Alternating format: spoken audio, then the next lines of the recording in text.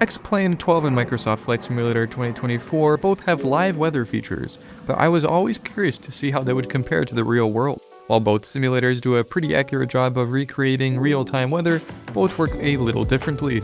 Xplane 12 uses METARs along with grid forecast data and model data, along with the location and time of where the information was gathered, in order to simulate the weather and smooth it out between stations. This results in some randomness and variation in the simulation. Microsoft Flight Simulator 2024, on the other hand, uses MeteoBlue's weather model and other meteorological data alongside METARs to construct a detailed 3D representation of the atmosphere. This data is then fed into Microsoft Flight Simulator's weather system, which is then processed and interpolated.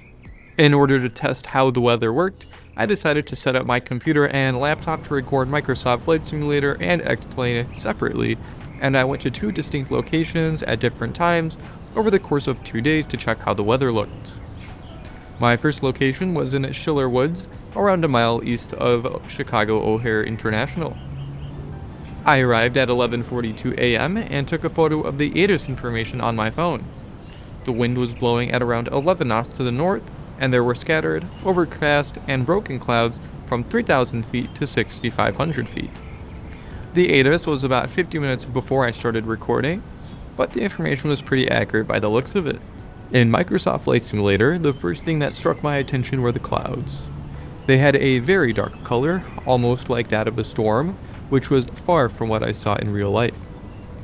On the other hand, Xplane did a better job depicting the color, but it put in too few clouds compared to real life. Microsoft Flight Simulator put in too many clouds, and it looked like it was completely covering the sky compared to how it was in real life. One additional thing is that Microsoft Flight Simulator nailed the direction of the clouds. In Microsoft Flight Simulator, the clouds are going towards the camera as it is in real life, while in X-Plane it looks like it is going towards the left.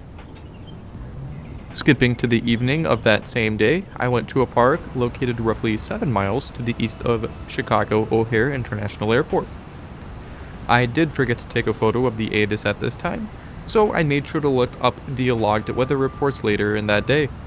According to the log, it stated that the weather was clear with 10 miles of visibility, and the wind was 6 knots south/southeast. Microsoft Flight Simulator's colors seemed a little too bright when we look at closer to the horizon, but I feel it was more accurate to real life in terms of it being brighter compared to X-Plane. It seemed to be too dark compared to real life in my opinion when looking at X-Plane compared to real life. Granted, my iPhone did turn up the brightness a little bit, as they all do when you are in a dark lit environment, so the real life footage was a little bit lighter than it should have been. I do want to hear what you think is the closest color-wise, so make sure to comment it down below.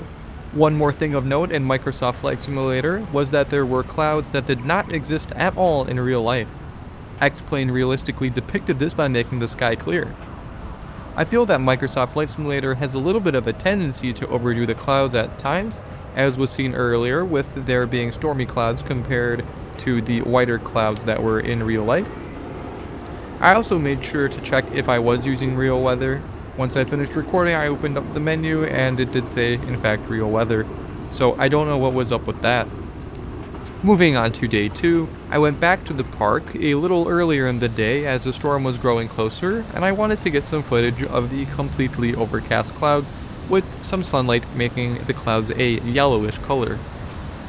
The ASUS, which was reported 40 minutes before I recorded the real life clip, stated that there were few scattered and broken clouds from 3,700 feet to 25,000 feet. The wind was 7 knots to the southwest. In Microsoft Flight Simulator, the clouds looked a little bit too dark at the bottom and a little bit too bright at the top. Funnily enough, this time Microsoft Flight Simulator reversed the standard that I saw with the clouds being overpopulated, and instead it put too little. There were more scattered compared to the real-life overcast. Xplane did a better job at putting the clouds in the right spot, but they seemed to have been too bright, and it was actually at times way too hard to see their shapes. While I unfortunately could not compare any stormy weather due to not being able to capture it in the sim and in real life at the same time, there was a storm around 10 p.m., but because it was dark and I was unable to go out, Unfortunately, stormy footage will have to be postponed for the future. So hopefully in the future, when I get some more time, I can compare stormy weather in the sim to real life. So if you want more videos like that where I compare real life weather to anything else in the sim, make sure to comment, like, and subscribe for more content like this. If you have any other recommendations, make sure to put that down in the comments below. Until the next one, good morning, afternoon, evening, or night everybody. Happy flying!